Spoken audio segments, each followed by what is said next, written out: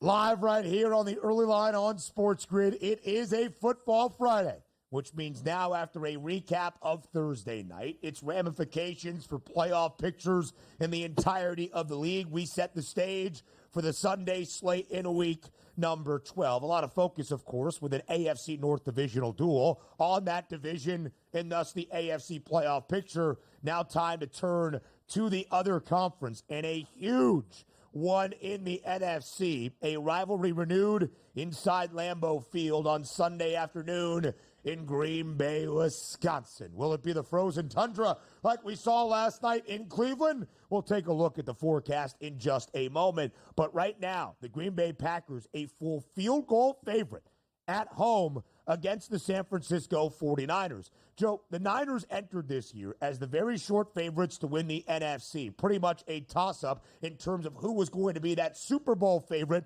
between the Niners and the Chiefs. It has not been a good season for San Francisco at an even 500-5-5 and a costly divisional defeat last week at home against the Seattle Seahawks. One of the reasons the Niners have struggled so much this season is because of the injuries, both offensively and now on the defensive side of the football, that have been rearing their ugly head. Brock Purdy was limited at practice on a Thursday, still expected to play, but you can tell the odds makers are a little bit spooked by all that San Francisco is dealing with entering this game against the Green Bay team that, yes, survived with a blocked field goal last week in Chicago, but still is 7-3.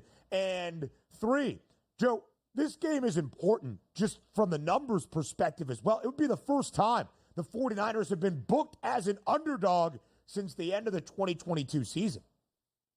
Well, the injuries are just starting to pile up, and that's the problem here. I mean, there are questions as far as whether Purdy was even going to play this week because he wasn't practicing. He's got the shoulder injury, and we know Nick Bosa has health concerns on the defensive side of the ball. They've got all sorts of issues, by the way, Ben, in the red zone. They have one of the worst red zone offenses, which is so unlike the 49ers and Shanahan. They're one of the worst fourth quarter teams in the NFL. We've seen them blow a ton of early leads late in games. And I'm sorry, Christian McCaffrey is not going to be your savior here. We also offensive line issues now. Kittle didn't play last week. I mean, you just go down the list. It's like, how much can this team, how much can they go through here? And how much more can we expect? Ben, at this point, week 12 of the NFL season, you are what your record says you are you not? Sure. You're a 5-5 football team. That's what the 49ers are. They should not be a favorite in Lambeau against this Green Bay Packers team, and it's the way you cut it. It would just be Green Bay or pass, because I have no idea what we're going to get from the 49ers or who we're going to get playing for the 49ers. And, Joe, you're right. That is the story. Your record is what it says it is about your football team. But there's a lot of factors that can contribute to that record. It's not a full-health San Francisco team that has just been so underwhelming based on expectation. But that's part of a season. Maybe San Francisco will look back on 2024 and say, what did you expect us to do with all of the injury bugs that we have seen? Christian McCaffrey had not played until week number 10. Brandon Ayuk, who was paid in the offseason, out for the remainder of this year. Deebo Samuel has missed time. George Kittle has missed multiple games. We have seen, of course, Jawan Jennings even be on the sideline. Ricky Pearsall did not get off to the start of his rookie season that anybody anticipated after being shot in an attempted robbery before the year got underway. And now, Joe, it's not just the offensive woes, because with Christian McCaffrey back, it was like, all right, here we go. Even without Ayuk, Pearsall is healthy. Jawan Jennings is healthy. Deebo Samuel is here. They're going to be ready to go offensively. They've gone under in both of their first two games with McCaffrey, which is notable because in their first 4 wins of the year, they played to the over, scoring at least 30 points. But now, Joe, it's defensively. Nick Bosa dealing with an oblique or hip injury, however they want to categorize it. He was on the sideline for most of the second half as Seattle started to make a comeback last week in Santa Clara. They're without Dre Greenlaw, still working his way back from a season-ending injury late last year. Javon Hargrave, one of the menaces in the interior, out. Charvarius Ward dealing with personal issues. He is out right now. Talanoa Hufanga, one of their star safeties. He is out right now. There are so many issues for the San Francisco team. So, yeah, Joe, when you look at it, the Packers should be a favorite. But Green Bay has not been a great favorite with Jordan Love under center, just 4-7 against the spread. If the Packers are the right side to win this game outright, can Green Bay cover as a field goal favorite at home? Absolutely, Ben. I don't see any reason why Green Bay cannot win this game and win it rather easily here. It is a desperate spot, I think, for the 49ers, so I do think guys are going to give it a go. But again, so what? I mean, at this point, I'm looking for Green Bay to bounce back. I think Green Bay, who was lucky to get that win against Chicago there last week, again, how did we keep winning games without really there being any major offensive contributions from Jordan Love? But hey, Matt LaFleur certainly has pulled the right strings in the past. I think that this is a game where clearly the Packers, unfortunately, forget about what it says on paper, Ben. Packers are the better team. It's why they're the favorite. They're at home. I would back the Packers. And right now, Green Bay would be a playoff team. The NFC much better, at least record-wise, than those around the AFC, as we showed you that wild card race. Green Bay would be in the third and final wild card spot, but it's 7-3. The Packers near a $5 odds-on favorite to make the postseason. Are they going to contend in the division? Probably not. Is Green Bay's outlook, if they make the postseason, still rather strong? Yeah, I would say so. But the story, Joe, on the 49ers. Yesterday, the playoff price was plus 176. Again, I think you could make an argument. Their best path to the postseason is that NFC West crown. But the issue for San Francisco at an even 500, 5-5, they are also just 1-3 in the NFC West. Those divisional tiebreakers could be very costly for the 49ers when all is said and done. Not the season we expected in San Francisco. They're a road underdog in Lambeau on Sunday. We continue our Sunday slate preview up next. SoFi Sunday night. Sunday night football to cap off the Week 12 Sunday slate is going to be a good one. And stop me if you've heard this before, impactful for the playoff standings within the NFC. Joe, we just talked about the 49ers on the road in Lambeau against the Packers. The Niners, one of three teams in the NFC West in a jumbled mess, all at even 500, 5-5. By the way, another divisional duel for another 5-5 team. The Seahawks against the only winning team in the division, the Cardinals, who are 6-4 at this moment. That third and final 5-5, even 500 team. It's the LA Rams at 5-5, a victory last week and a needed one after coughing up a good opportunity against the Dolphins a week prior. The Rams now an underdog on Sunday night against the Philadelphia Eagles at home in SoFi. This number has moved ever so slightly in the last few days when you look at that price right now. I'm trying to track down the updated number, 2.5 in favor of Philadelphia. It was a field goal earlier in the week, that flat number of 3. Total 48.5. Joe, Philadelphia has won 6 straight games. The Rams have won 3 of their last 4. What do you see for Sunday night in Los Angeles? I don't see a home field advantage anywhere, Ben. I don't think anybody else should either. You're going to see a whole lot of Philadelphia Eagle fans in those stands, and here lies the problem, is that you've got an LA Rams team that we've talked about it now over the last couple of weeks. Which team shows up? Does the team that showed up against New England and took advantage of Cooper Kupp and Nakua and Matt Stafford throwing 4 touchdown passes, does that team show up, or the one that we had the week prior where they couldn't get out of their own way and even throw any touchdown passes? The problem is you're taking on an Eagles team that outside of that ridiculous fumble return touchdown there for the Jags, they've gone now, Ben, 8 games keeping teams to 18 or fewer points. Opposing quarterbacks have about a 78 passer rating, which is the 4th worst this season. They're giving up the 2nd fewest passing yards. This is a defense that has gotten better and better, like we thought it would under Vic Fangio. And they were here a year ago, and they held the ball for almost 40 minutes, Ben. That's the thing with Philly is Philly will be very happy holding on to the ball with 13, 14, 15 play drives and burying that young defense of the Rams. I just don't see the Rams going in there and playing from behind and thinking good things are going to happen here. They're a favorite on the road. I don't love that, but there is no way I could look at the Rams and think they're going to have a shot against this defense, which is getting better and better and better. And they're going to play from behind, Ben. You and I both know it. That makes them one-dimensional, and it makes that Vic Fangio defense extremely dangerous. Yep, Joe, you are correct. 6 consecutive wins for Philadelphia. The defense has only allowed 18 points at its most in this 6-game win streak. The Jags did score 23, but based on a bad call that should have been Saquon Barkley down by contact, we did see Jacksonville's defense find a score with a scoop and score. The Rams, meanwhile, as an underdog in the last 2 years, Joe, not bad covering numbers. 7-6-1 against the spread. Profitable, right? If you were to bet on LA covering a spread.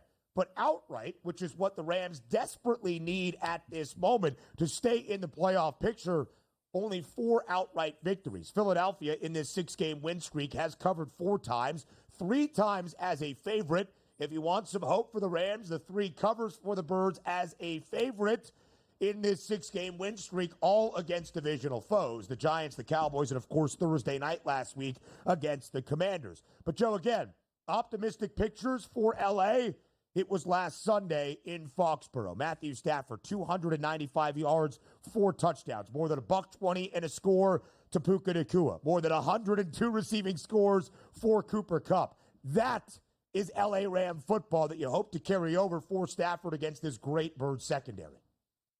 Yeah, but that was against the number 30th ranked pass defense in the NFL. You are now taking on one of the top 5 pass defenses in the NFL, and that is going to be the problem here. I don't see him having a ton of success running. It's going to be Stafford or bust, and I think that's when bad things happen for this Rams team, unfortunately.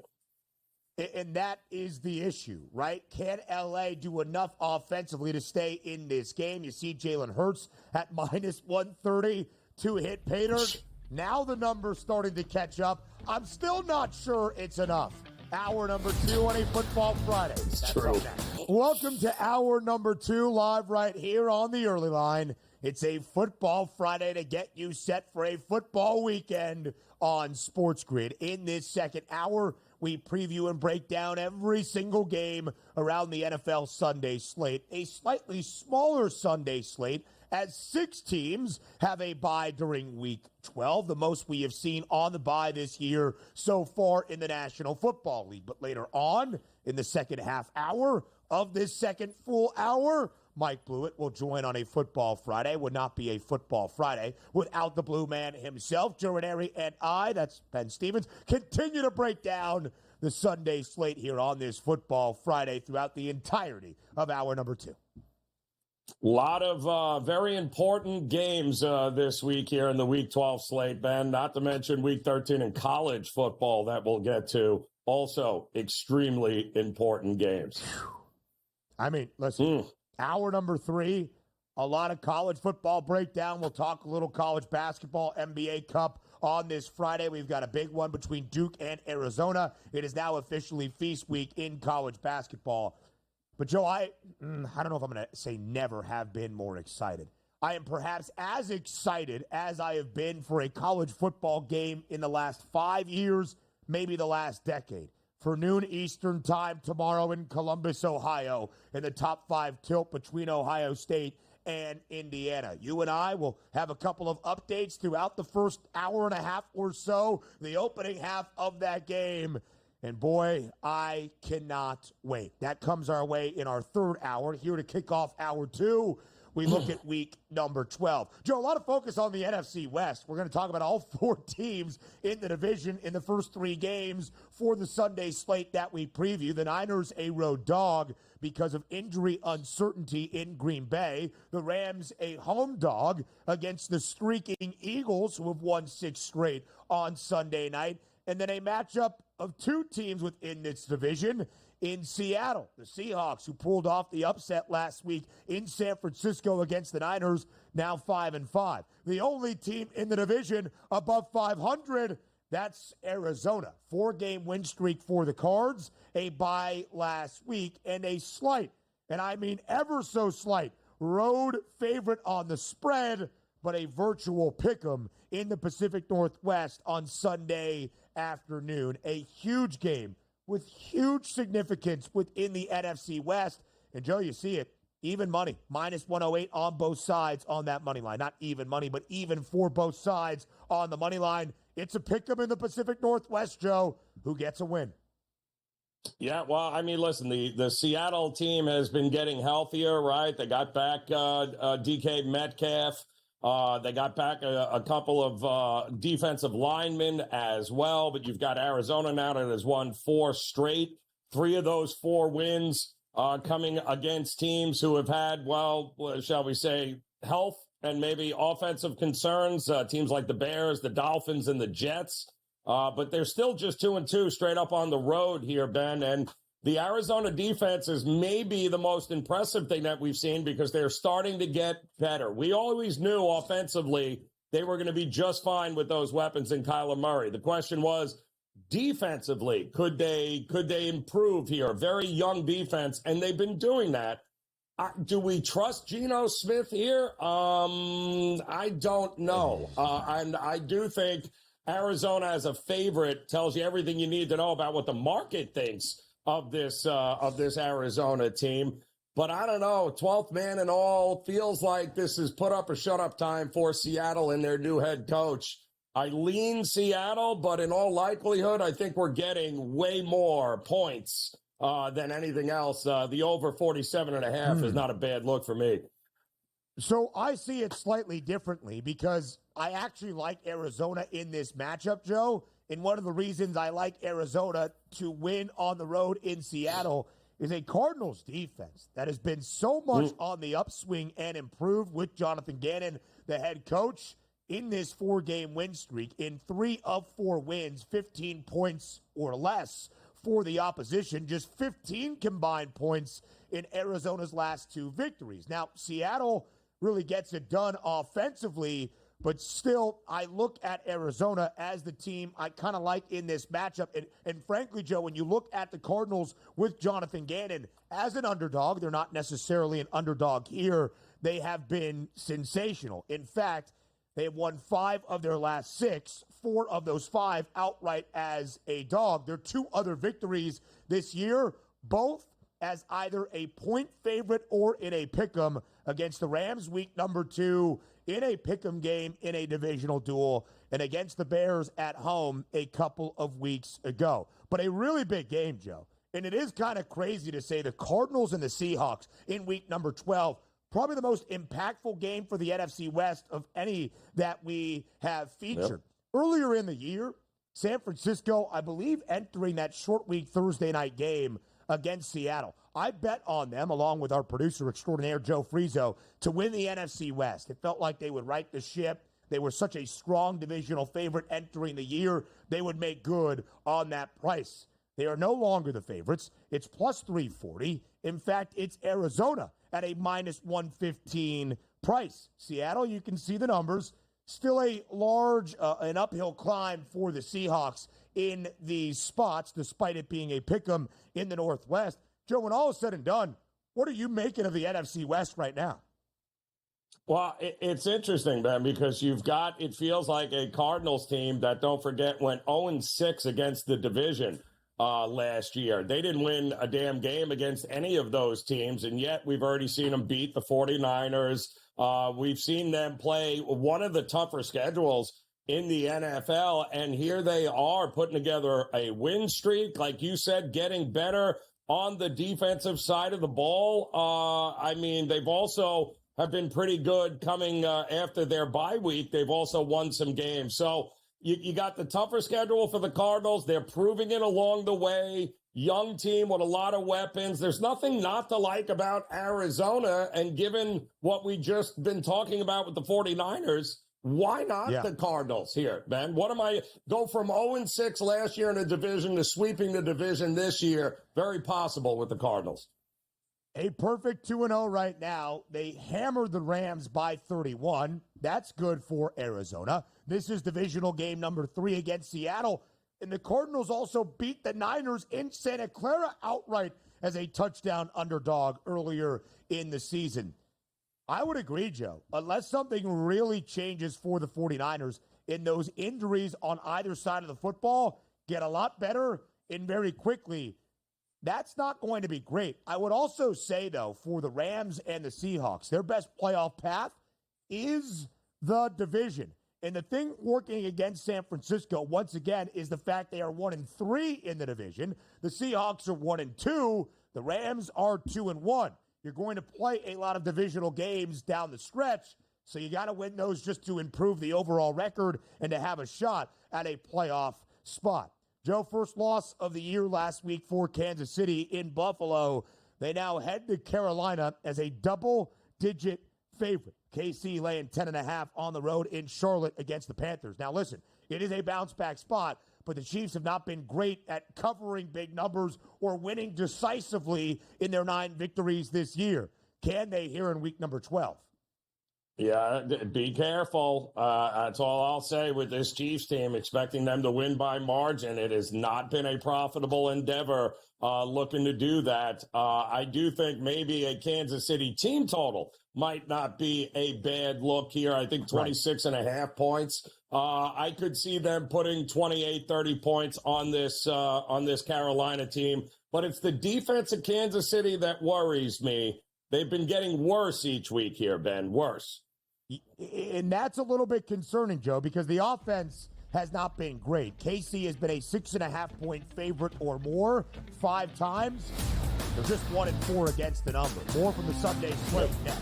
We continue our preview of the NFL Week 12 Sunday slate live right here on a Football Friday on the early line on SportsGrid. A compelling game on Sunday in Chicago. Of course, the Bears, after firing offensive coordinator Shane Waldron last week, had a little bit of offensive life on Sunday against Green Bay and should have had a victory if it wasn't for their head coach holding them back always, and a big mitt of Green Bay's Carl Brooks deflecting and blocking a game-winning potential field goal try from Cairo Santos. The Bears did lose. They have now dropped a bunch of games in a row.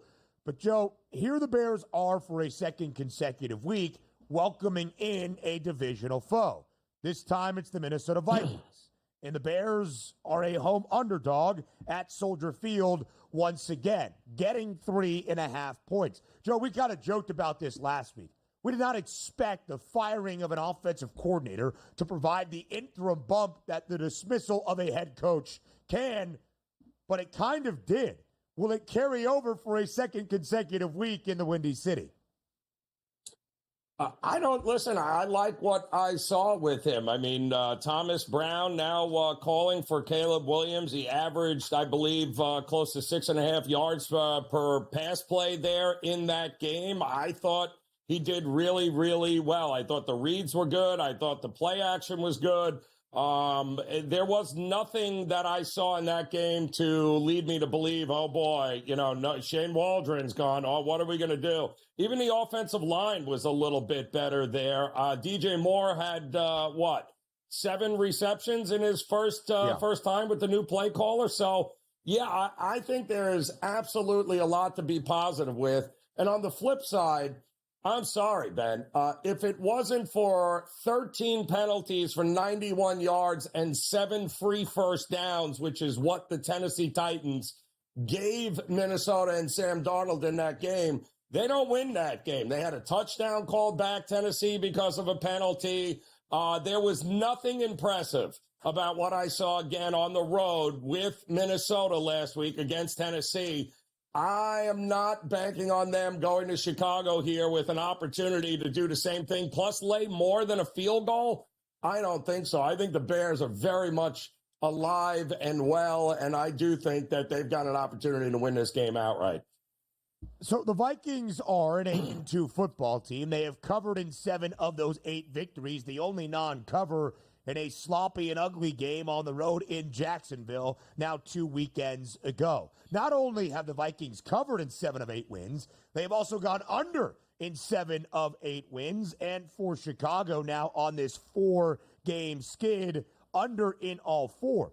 But, Joe, the 4 wins for the Bears this year, they started 4-2, either came at home or in London. So not a true road game. In fact, they have covered twice as an underdog this year, that being Chicago. Both have come at home or in London. So not a true road game. Joe, I'm a little bit worried about Chicago. We'll talk about the Bears and that money line price, I think both of us later on in our Week 12 Sunday Pick 6. I don't know how much left the Bears have in the tank.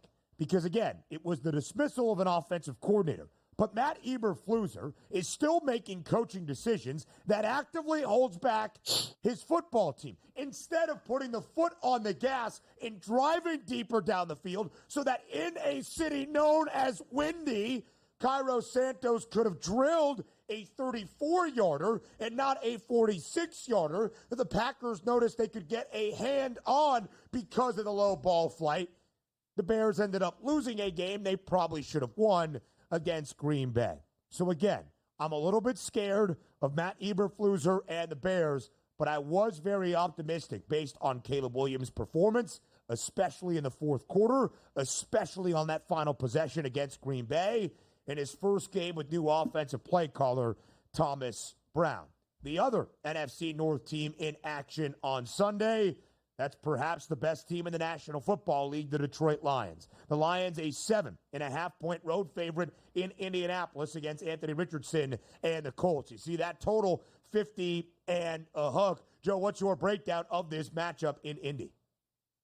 That's too many points. Call me crazy here. Both of these teams have played similar strength of schedules so far this season. And this is, without a doubt, Ben, the top of the market for Detroit. To be laying more than a touchdown on the road against a capable Indy team with a wild card at quarterback again in Anthony Richardson, who is unlike anything else the Lions defensively have had to go up against. We saw what they did against the Jets there on the road. He looked more, if he brings that style of game and that kind of competency to this game, they're going to be in for a fight, Detroit. They're not going to drop 50 points on every team. The market, this is the sell high point here on Detroit. Yes. I think they'll win it, but I am not banking on them winning it by more than a touchdown. So, yeah, at home, Shane Steichen, I'll take the 7.5 points here. And so, Joe, that's kind of where I feel as well. I believe Detroit wins this football game. I believe the Lions are the best team in the National Football League. Detroit is the best cover team in the NFL as well, covering in 8 of 9 wins, 45-19 against the spread with Dan Campbell, 18-7 ATS as a favorite since the start of last season. Every trend says the Lions win this game comfortably, and maybe they do, but even winning by a touchdown is a non-cover. In Indianapolis, has also been a great cover team as an underdog. 6-2 ATS this year as an underdog. And in terms of points, Joe, at 50.5, in 4 of those 6 covers as a dog, 3 in which Anthony Richardson started the game, those totals have gone over. I do think we will see some points. I think Anthony Richardson showed off his maturity and his resolve last week to beat the New York Jets, as we both kind of predicted that Indianapolis would on the road in MetLife. I think it's a really good and compelling game on Sunday, maybe a little bit under the radar. I think we'll be seeing that game a lot on Red Zone, and I think you guys will be breaking it down on In-Game Live. More from the Sunday slate comes your way next. Is it time for Tommy Cutlets to shine once again in the Garden State, the pride of Jersey, out there on Sunday in East Rutherford against the Tampa Bay Buccaneers? Of course, it has been the story this week in the National Football League, the benching of Daniel Jones, not for the $5 million backup quarterback acquisition this summer in Drew Lock, but rather Tommy DeVito, who, of course, last year started 6 games. It gave the Giants and really all of the NFL quite a spark, going 3-3 straight up in that span. Could he do it again against the Buccaneers, fresh off a bye? And some really good news, Joe, for a Tampa team that, much like our conversation about San Francisco, will look back on this season and probably perhaps defined by injuries. But some good news is Mike Evans was a full participant at practice yesterday as he recovers from that hamstring injury. So, Joe, tell me what happens. Will the cutlet sandwich be eaten by the Buccaneers, or will Tommy Cutlets maybe keep the Giants a little bit more competitive than expected? No. Tommy Cutlets, we've seen this before, Ben, and Tommy Cutlets, no. I think they only average about 12 points a game in games that he has started before. I mean, let's be realistic. The Giants have basically punted on the season. Why in the world you would go to the third string guy instead of the guy you actually gave a contract to in Drew Lock in order to be able to be the backup is baffling to me. I think they're more interested in placating the fan base of the Giants, who love Tommy Cutlets, than they are actually in winning games. And both of these teams coming off a bye, which is great.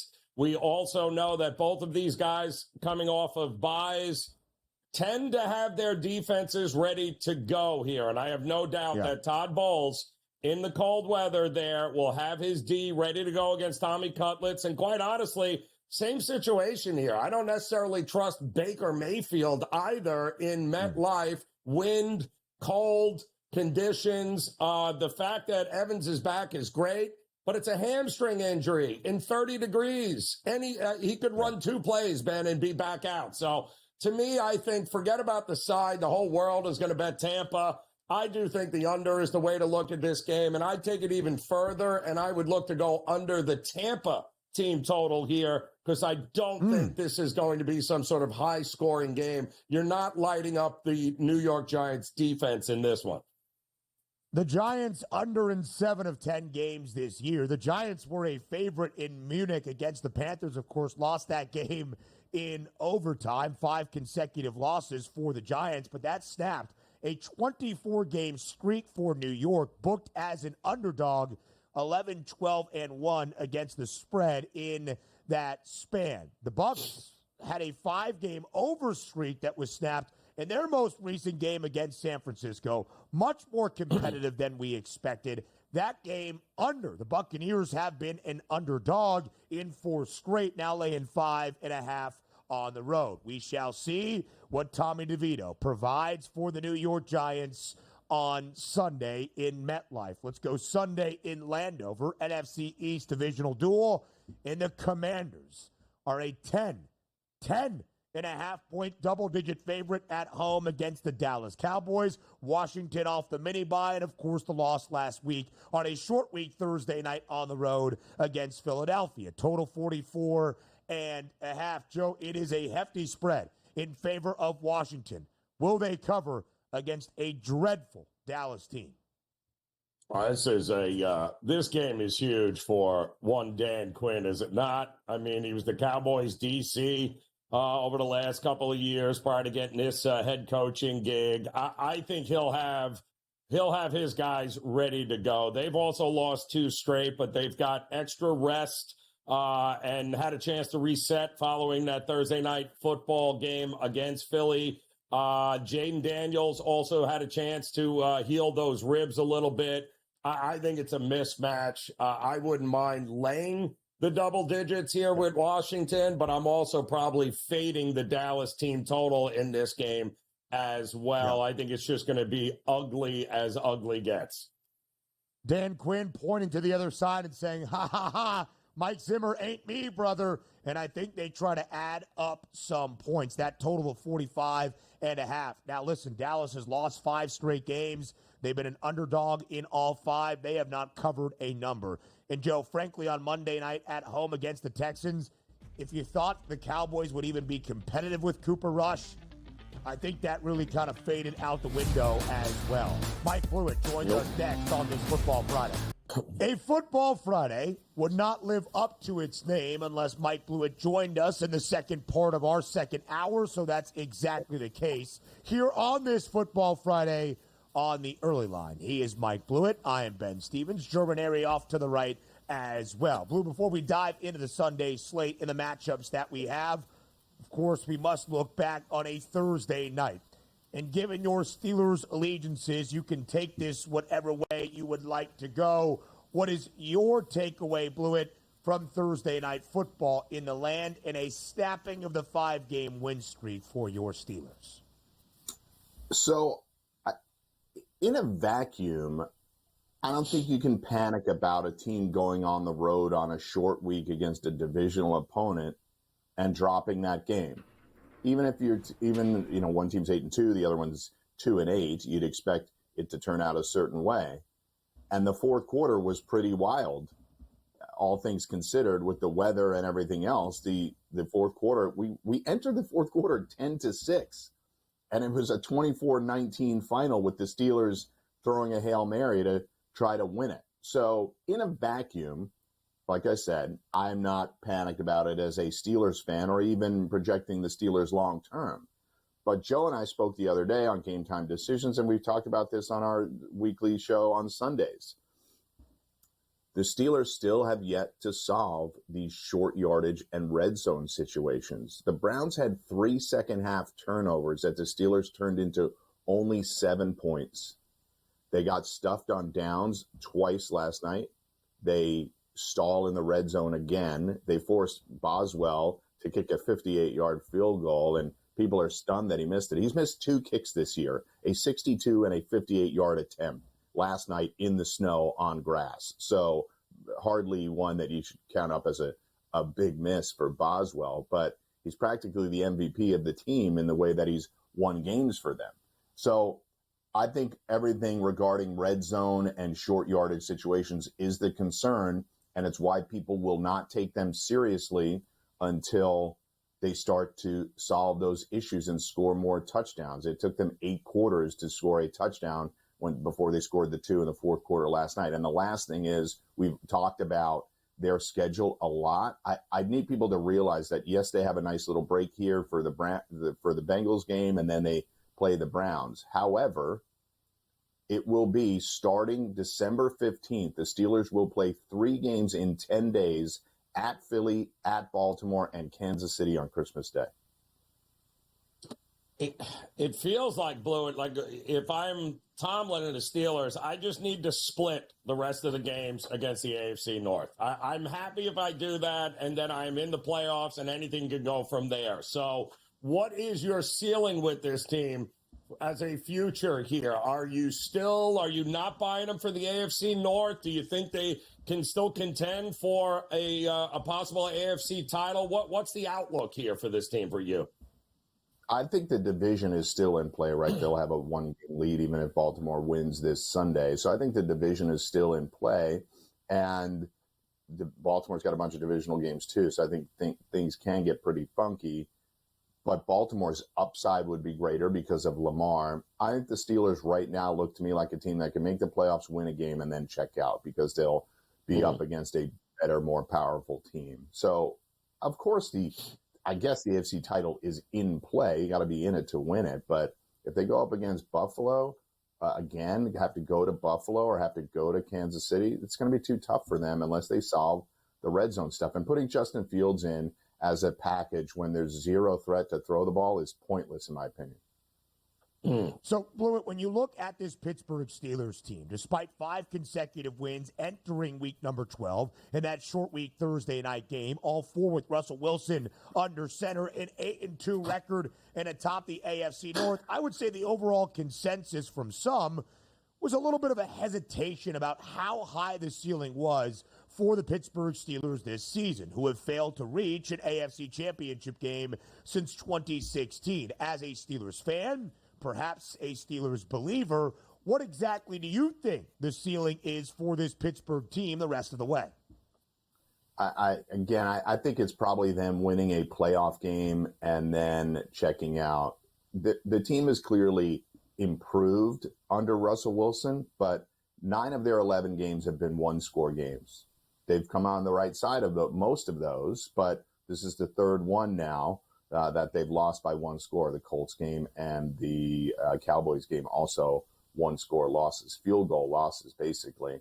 So I don't think it's much more than winning that one playoff game. I think they can get to the divisional round, and that's where the dreams could die, because like they went to Buffalo last year, they were down 21-3, game was over, and they tried to punch back. But first half touchdowns in particular are rare with this team, and it's frustrating to watch. Again, last night in a vacuum, that is not what I'm basing this on. It was a funky game to play. The Browns are getting healthier. Jameis made some big plays. Now, he gave them opportunities with his 2 typical turnovers. They had 3 turnovers in the second half. Steelers only got 7 points out of it. They have to score touchdowns.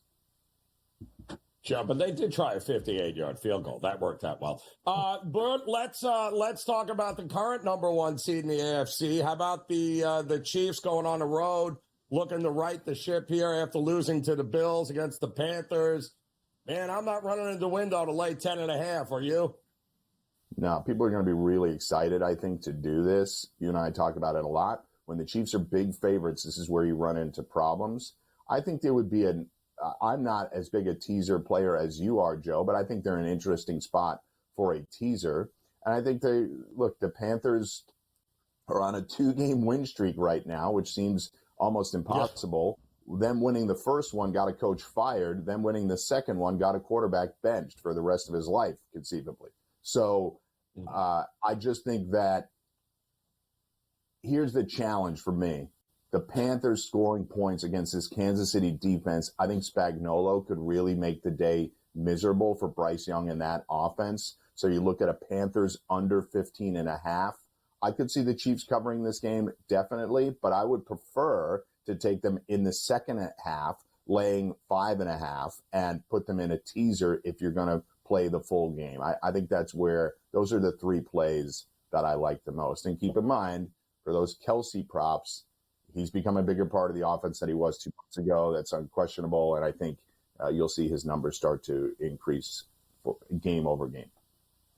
Maybe Patrick Mahomes and the offense so spurned from the first loss last week, 27.5 is the team total for Kansas City.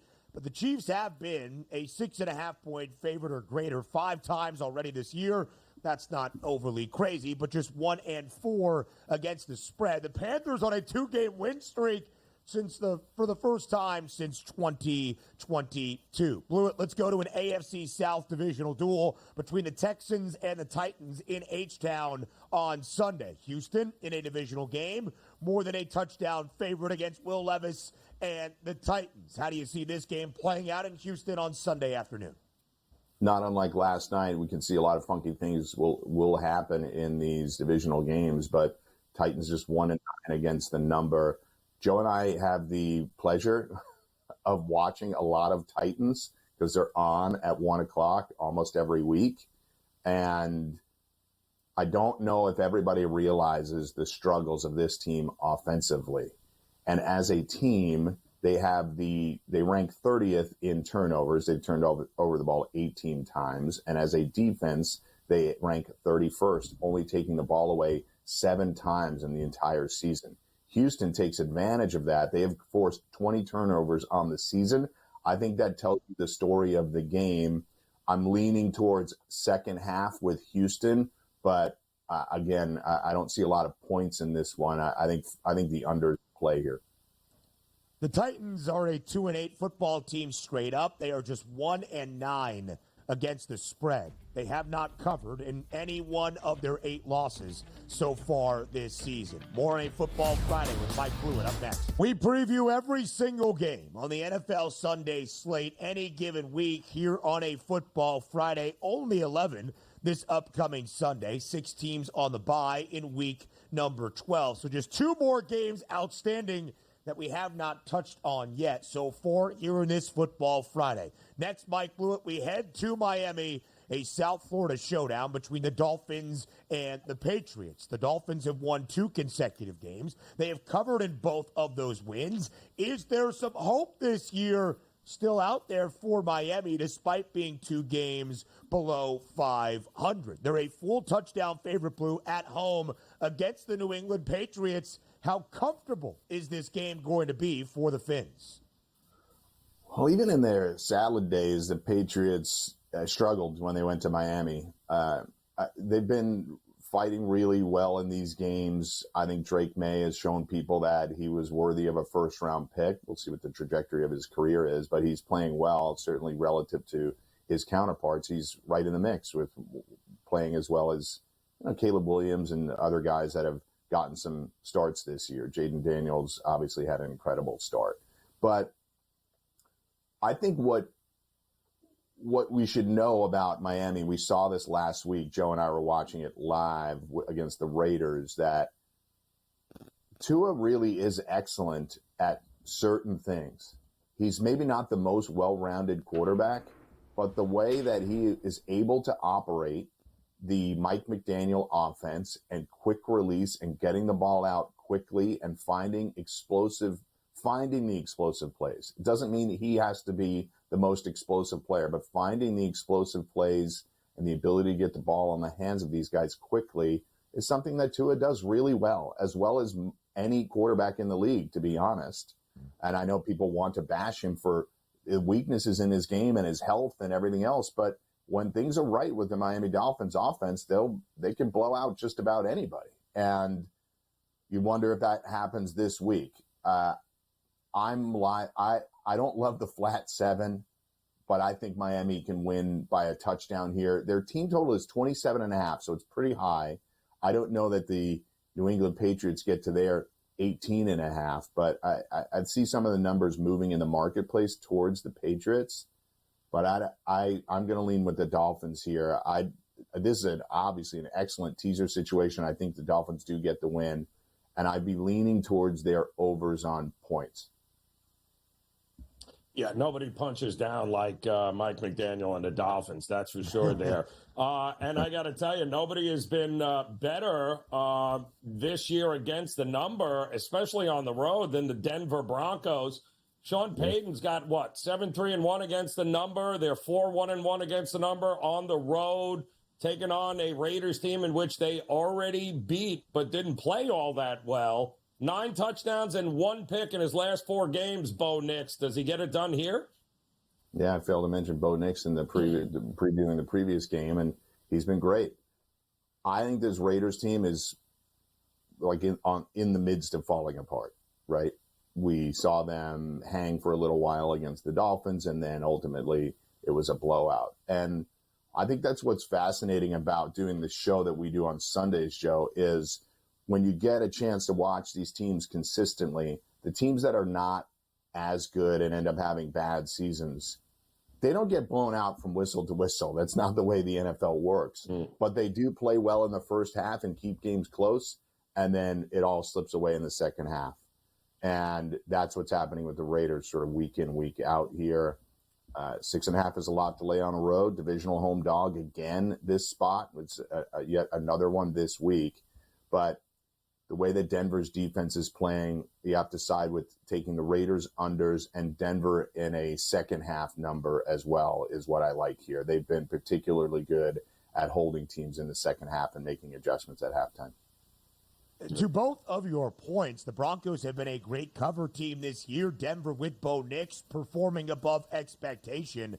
It was a win total of just 5.5 entering this year, a number they have already cleared. They are 4-0 against the spread, that being the Broncos as a favorite this season. So, Fluid, as we look at the AFC as a whole, we touched on the impact of the Steelers losing last night on the road in Cleveland, what it means for the AFC North, if it might restructure those teams that will host a playoff game to start off the postseason. I want to talk to you now about the wild card teams, because the AFC is not quite the gauntlet perhaps that we expected. Teams like the Jets, the Dolphins, the Bengals, all well below 500 at this moment. The Chargers are in the top spot. The Ravens, a wild card team, and the Broncos would earn that third and final wild card berth if the season ended today. What do you make of those wild card teams? Can anybody on the outside looking in make their way into that playoff conversation? Yeah, I think, make their way into the playoff conversation, that's a little bit tougher. But I would say that the Chargers as a 5 seed and the Ravens as a 6 seed are pretty freaking dangerous. And the Broncos had a roller coaster kind of first 8 games, but the last couple looked pretty good. Nick's, like you said, 9 touchdowns, 1 pick for Nick's in his last 4 games. Their coach is Sean Payton, a Super Bowl winner, and their defense is being lauded regularly. I'd like to see them do that consistently. I think the Broncos are the type of team as a 7 seed right now who have 7 games to prove to us, or 6 games rather, to prove to us how powerful they can be at the end of the season. I think they're a really interesting team to watch, and they may elevate as we get further. But the Ravens as a 6 seed, if the Steelers had to host the Ravens in a playoff game, that would be a hell of a matchup. And the Chargers just play the type of football that can win late in the season. If they can add some more explosivity to the offense, which we saw more recently, then I think people will start to define the Chargers a lot differently. But they're in the shadow of the Chiefs, and they probably will not get that credit until they go out and win a playoff game and close out a playoff game like they've been unable to do for the last 10 years. Yeah, it has been a struggle. As we look at the AFC Championship odds, the odds makers still see that tier of 3, the Chiefs, the Bills, and the Ravens, all separated by just $1.50. We'll go from the AFC to some huge matchups on the Sunday slate in the NFC with Mike Blewett up next on A Football Friday. A lot of talk around the AFC in our previous segment. Now we flip conferences and focus on the NFC. A Football Friday rolls on with Mike Blewett. A rivalry renewed as of late in the NFC.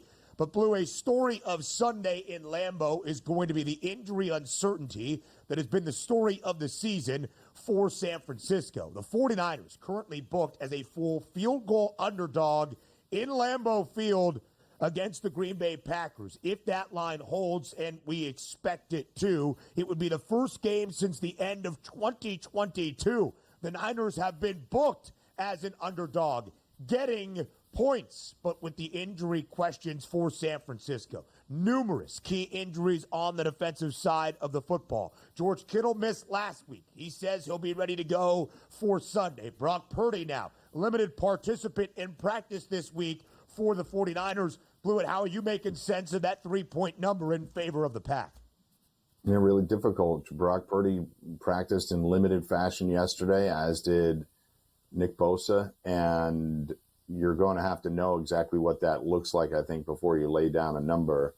The Packers lucky to escape last week. I think the concerning thing about the Packers, which I had a lot, I think Joe and I both had the Packers to represent the NFC in the Super Bowl preseason, but Jordan Love leads the league in interceptions. He hasn't even played in every game. The carelessness at times with which he takes care of the ball is starting to become a concern. He's got great talent and the whole team behind him with the support of the extension and everything else. But you can't give this type of team, regardless of who's quarterback, ample opportunities to keep scoring. They have Christian McCaffrey on their team. They are not, for example, the Steelers that we talked about earlier that lack the punch to get in the end zone. Now, that actually, ironically, has been a little bit of a concern here. The Niners settling for field goals. We've figured everybody starts to get healthy. Maybe they can start to convert these. But going on the road in Lambeau with a banged-up quarterback is not a great spot for them. I think this is a tight game, and I'm more likely to take the 3. And it probably won't move from here much, Ben. I think this is assuming that Purdy is in, and I don't see the line moving all that much, because if it gets down to 2.5 or to 3.5, I think the number can swing. The money will swing wildly. To your point, Blewett, here, by the way, if he throws an interception in this game, he'll be the first quarterback since Peyton Manning back in 2015 with Denver to throw an INT in the first 9 games of a season that he's played in. So he's got 8 in a row right now. He's going for 9. So thanks, Blewett. I just had to bet it. Ben and I were talking earlier, and we just said, listen, at this point, week 12, you are what your record says you are. And the 49ers, from a futures perspective, what are they? Blue, they're a 5-5 team. That's what they are. I can't bet them in any way, shape, or form. I think the market gives them a lot of respect because of, as Ben said, they haven't been booked as an underdog since 2022. I think I understand why, and the Niners have had success after getting off to slow starts, but this is getting a little absurd. They are in last place in their division right now, and people are still saying, well, I'll just give them a chance. Well, they're at Green Bay, at Buffalo the next 2 weeks. They'll go home for the Bears and Rams. They still have to play in Miami as well. So I would not want to play, for example, a 9-8 Niners team in the playoffs, but I think the bloom is off the rose for me as far as really trusting them to win the NFC or challenge the Lions and maybe even the Packers. I think this is an interesting test for them this weekend. But to your point about Jordan Love and the picks, Joe, the Broncos did win the Super Bowl that season. So maybe it's good luck for Jordan Love. I knew he was going to say it, Ben. I knew he was going to bring it up. I knew it. Listen, a couple of great phrases out of Mike Blewett today. The bloom is off the rose. Yes. Salad days to describe glory days. The dynastic run for the New England Patriots. This guy will give you some great words on a Friday that we know. Like a Dave Matthews song. Yeah. Great lyricist. Blewett, as we quickly go to SoFi Sunday night in Los Angeles, final 30 seconds of this segment. Might the Rams snap a 6-game win streak for the Eagles and win outright? I think the Rams are really live right now. I love Matt Stafford in a big spot, and as much as the Eagles have played a really interesting and winning brand of football with Saquon Barkley, I love betting on Stafford getting points. Blewett, you're our American dream. Have a great weekend. We'll see you on Sunday. Pro Football Today, Hour 3 next.